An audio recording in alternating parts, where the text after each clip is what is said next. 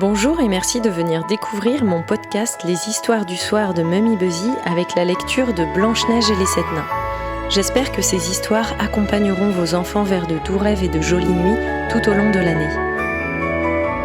Bonne écoute!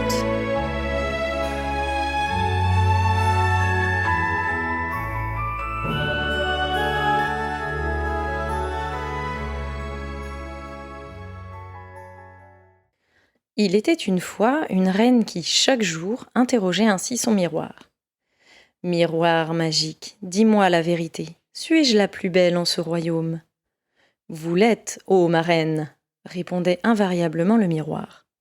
Cependant, un matin, il déclare « Vous êtes belle, ô reine, mais il existe en ce royaume une princesse aux lèvres rouges comme le sang, aux cheveux noirs comme l'ébène, au teint blanc comme la neige, dont la beauté surpasse la vôtre. »« Blanche-Neige !» hurle la reine, en proie à la plus terrible des jalousies.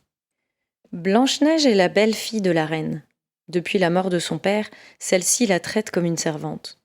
Ignorant tout de la haine de sa belle-mère à son égard, la jeune fille nettoie la cour du château en chantant. Sa jolie voix attire un jeune prince qui passait par là et qui tombe aussitôt amoureux d'elle. Séduite en retour, Blanche-Neige lui envoie un baiser. La reine a tout vu depuis sa fenêtre. Dévorée par la jalousie, elle convoque le chasseur du château.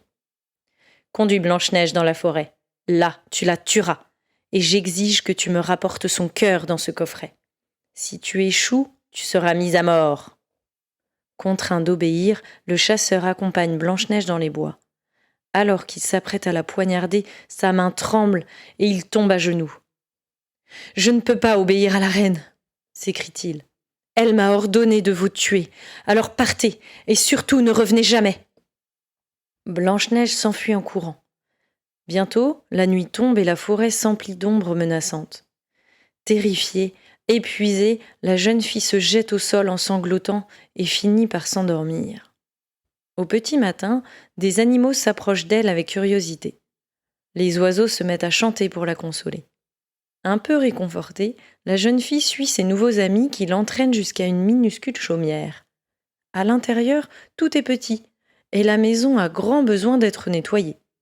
Aussitôt, Blanche-Neige se lance dans le ménage. Le soir, elle s'allonge sur les petits lits de la maisonnée, où elle s'endort d'épuisement. Et c'est en rentrant de la mine que les 7 nains qui vivent là ont la surprise d'y trouver la princesse. Blanche-Neige raconte sa triste histoire à Prof, grincheux, joyeux, dormeur, timide, atchoum et simplet. Émus par la jeune fille, les nains lui proposent de rester avec eux. Pour lui souhaiter la bienvenue, ils organisent une fête en son honneur. Mais de son côté, la reine interroge à nouveau son miroir. « Miroir magique, dis-moi la vérité, suis-je la plus belle en ce royaume ?»« Vous êtes belle, ô reine, répond-il, mais dans la maison des 7 nains, au cœur de la forêt, vit la plus belle. Sa bouche est rouge comme le... Blanche-Neige est donc toujours en vie !» Folle de rage à cette nouvelle, la reine use alors de sorcellerie. Elle se transforme en vieille femme avant de plonger une pomme dans du poison. Quand Blanche-Neige la croquera, elle tombera dans un sommeil de mort que seul un baiser d'amour pourra conjurer. Le lendemain, les 7 nains s'en vont travailler à la mine tandis que Blanche-Neige fait le ménage dans la maisonnette. Elle prépare ensuite une tarte pour ses amis. À cet instant, la reine se présente à Blanche-Neige sous les traits d'une marchande de pommes. « Ma belle enfant, lui dit-elle, laisse-moi t'offrir ce fruit. » C'est alors que se manifestent les oiseaux, fidèles amis de Blanche-Neige. Ils pressentent le danger et tentent de la repousser en voltant autour de son visage. « Vous n'avez pas honte d'effrayer cette pauvre vieille dame ?» dit Blanche-Neige en les chassant.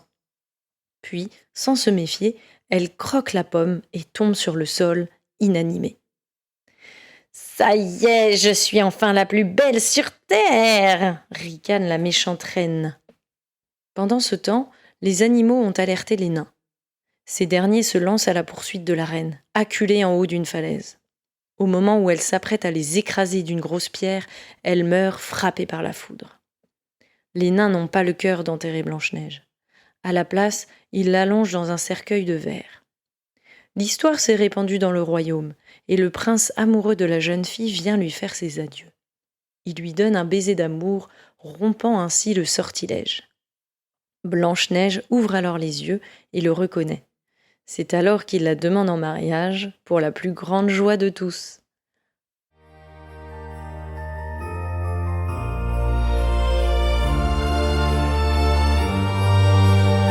Merci d'avoir écouté Blanche-Neige et les 7 nains. J'espère que vous avez aimé cette histoire.